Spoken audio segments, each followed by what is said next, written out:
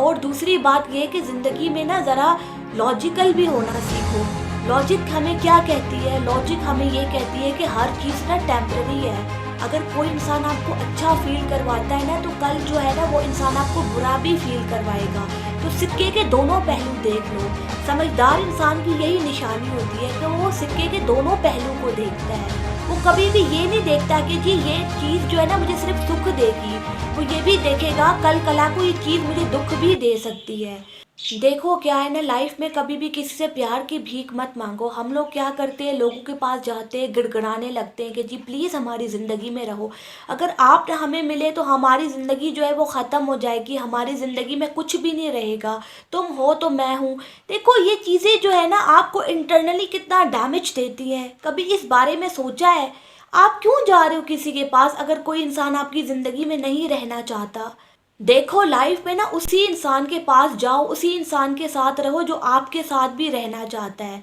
अगर आपने गिड़गिड़ा के जो है ना किसी को अपनी ज़िंदगी में लेके भी आ गए ना, तो वो इंसान हमेशा जो है ना आपको बेइज्जत करेगा। और दूसरी बात, बार बार ना आपके ऊपर एहसान जताएगा कि जी देखो मैं तुम्हारी ज़िंदगी में आके तुम पे बहुत बड़ा एहसान कर रहा हूँ। असल में क्या होता है, ये चीज़ें जो होती है ना हमें इंटरनली जो है ना डैमेज देती हैं।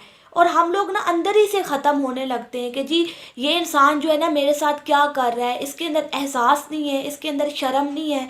देखो प्रॉब्लम आप में भी है। आप क्यों ऐसे इंसान को अपनी ज़िंदगी में लाना चाहते हो जो इंसान आपकी ज़िंदगी में नहीं आना चाहता? उसी इंसान को अपनी ज़िंदगी में लाओ जो आपकी ज़िंदगी में रहना चाहता है।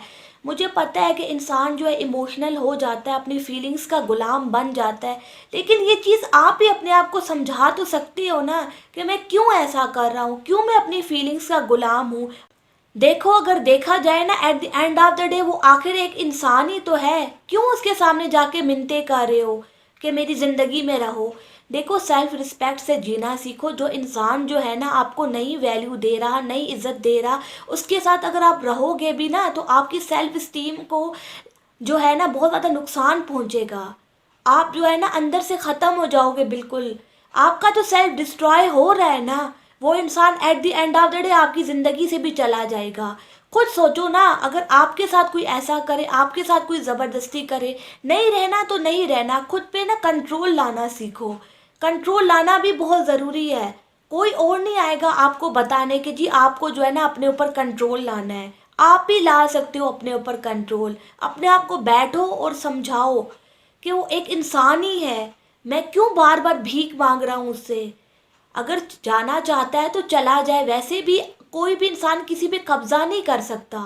और यही असलियत है। और अगर वो इंसान आ भी गया ना, कुछ टाइम तक तो आपको बहुत अच्छा लगेगा। और बाद में जो है ना वो इंसान आपको अपना असल चेहरा दिखाने लगेगा। फिर जो है ना आपका दिल खराब होगा, आपके ज़िंदगी में टॉक्सिसिटी आएगी। फिर क्या करोगे? और आप जो है ना इंटरनली डैमेज हो जाओगे। एक बात बता दूं, अगर कोई इंसान इंटरनली डैमेज हो रहा है ना बार बार, तो आप देखो वो लाइफ में भी कभी तरक्की नहीं कर पाएगा। बिकॉज जो है ना ये सब चीज़ें जो है ना उसको कभी आगे बढ़ने ही नहीं देंगी। वो अपने बारे में बार बार बुरा फील करेगा, उसकी सेल्फ स्टीम, उसका कॉन्फिडेंस सब कुछ जो है ना गिर जाएगा। फिर क्या करोगे लाइफ में? तो अपने आप को बैठ के समझाओ कि ठीक है वो आखिर जो है ना एक इंसान ही है। अगर वो जाना चाहता था तो चला गया, कोई नहीं। मैं अपनी ज़िंदगी पे जो है ना फोकस करूँगा। देखो लाइफ में ना अपने आप को ना कहीं बिजी रखो। अगर आप फारिग रहोगे ना, आपके पास कोई काम नहीं होगा, फिर क्या होगा, उसकी यादें जो है ना आपको बहुत ज़्यादा सताएंगी। अगर आप चाहते हो कि उसकी यादें आपको ना सताए तो मैक्सिमम टाइम जो है ना अपना काम पे लगाओ। खुद सोचो ना, अगर आप काम से थके हुए आओगे तो आपको जो है फ़ौरन नींद आ जाएगी, उसके बारे में सोचने का टाइम ही नहीं मिलेगा। और ये जो है ना हीलिंग का सबसे अच्छा तरीका है कि हम जो है ना अपना मैक्सिमम टाइम जो है ना अपने काम पे दे। चाहे वो कोई हॉबी हो, चाहे जो अपने स्किल्स को जो है बढ़ाना हो, कोई भी काम हो सकता है, कोई पेट पालना हो। अपने ना ध्यान को ना ट्रांसफर करो कहीं ना कहीं। और दूसरी बात ये कि ज़िंदगी में ना ज़रा लॉजिकल भी होना सीखो। लॉजिक हमें क्या कहती है? लॉजिक हमें ये कहती है कि हर चीज़ ना टेम्पररी है। अगर कोई इंसान आपको अच्छा फील करवाता है ना, तो कल जो है ना वो इंसान आपको बुरा भी फील करवाएगा। तो सिक्के के दोनों पहलू देख लो। समझदार इंसान की यही निशानी होती है कि वो सिक्के के दोनों पहलू को देखता है। वो कभी भी ये नहीं देखता कि जी ये चीज़ जो है ना मुझे सिर्फ सुख देगी, वो ये भी देखेगा कल कला को ये चीज़ मुझे दुख भी दे सकती है। तो हमेशा ना दूसरे एंगल से भी लाइफ को देखो। किसी ना किसी जाके पार्क में बैठो या छत पे बैठ जाओ और अपनी लाइफ को ना देखना शुरू करो। देखो कि मैं कहाँ कहाँ गलतियाँ करता हूँ, मैं कहाँ कहाँ वीक पड़ता हूँ। अपनी वीकनेस से लड़ो, खुद से लड़ाई करो।